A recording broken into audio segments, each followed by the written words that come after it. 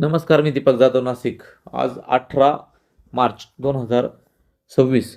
तर बघू शकता की आज दुपारनंतर मराठवाड्याच्या भागामध्ये सांगलीपासून ते चंद्रपूरपर्यंत जो तटवर्ती भाग आहे, महाराष्ट्राची किनारपट्टी दक्षिण बाजूची, तर त्या ठिकाणी पावसाच्या ॲक्टिव्हिटीज ज्या आहेत. तर काल देखील रात्री लातूर आणि सोलापूर पंढरपूरच्या मध्ये काही ठिकाणी पाऊस आणि गारपीट सदृश्य झाली. पहाटे गडचिरोली, नागपूर, चंद्रपूर भागात पावसाचे वातावरण होते. अन्यथा पाऊस देखील झाला. बऱ्याच भागात कर्नाटकमध्ये तर जोरदार गारपीट झाली. परंतु महाराष्ट्रामध्ये आपण जसं अंदाज देत आहोत की मागील जो 4-5 व्हिडिओमध्ये मी सांगत आहे की मराठवाड्या आणि विदर्भाच्या भागातच पावसाच्या शक्यता या आहेत. तुम्ही बघू शकता की 18, 19 आणि 20 3 तारखेला कशा पद्धतीने ढगांचा दायरा दिसतो. इकडे या ऋतूमध्ये वसंत ऋतूचे आगमन आणि मार्च महिन्यामध्ये WDचा प्रभाव कमी होतो. परंतु तुम्ही बघू शकता की हिमालयावरती आजही WD स्ट्रॉंग यायला सुरुवात झाली आहे.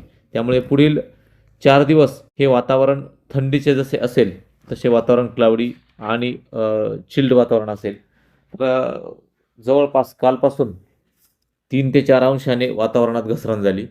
तापमान हे अगदी 30-32 वर आले, जे 36-38 वर गेले होते. तर तुम्ही बघू शकता की मेडिटेरियनची भूमध्य समुद्रावरून अगदी 4-5 हजार किलोमीटर अंतर क्रॉस करून बाष्प येत आहे.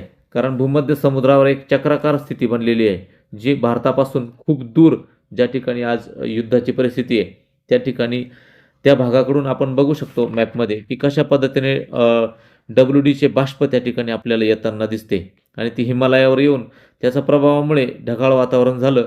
जी खालची जी सिस्टीम होती बंगालच्या उपसागरातली, तिने दक्षिण भारतातच पाऊस देईल हे आपण आधी सांगितलं होतं.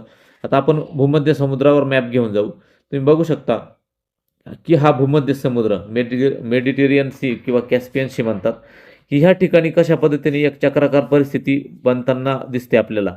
ह्या ठिकाणी लो प्रेशर एरिया आणि एक सायक्लोनिक सर्क्युलेशन आहे.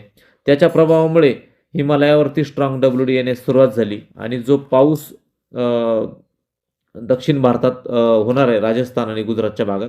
बघा, तुम्ही बघू शकता की भूमध्य समुद्रावर चक्राकार परिस्थिती फिरताना आपल्याला दिसते.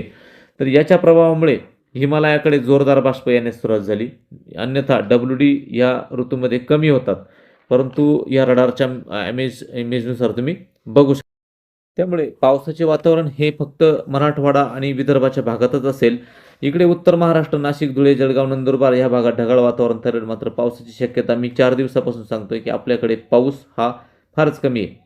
तर मध्य महाराष्ट्रात आज दुपारनंतर मध्य महाराष्ट्रापासून मराठवाडा कडे पावसाच्या शक्यता या दिसतात. आणि अन्यथा 21 तारखेनंतर वातावरण पुन्हा स्वच्छ होताना दिसते. मात्र पुन्हा एकदा 24 तारखेनंतर वातावरण अतिढगाळ होऊन 24 ते 31 मार्चपर्यंत ढगाळच वातावरण त्या ठिकाणी राहणार आहे. पावसाच्या शक्यता जरी नसल्या तरी स्ट्रॉंग WDमुळे वातावरण हे खराब होत राहणार आहे. हा अंदाज सगळ्यांनी लक्षात घ्यायचा आहे.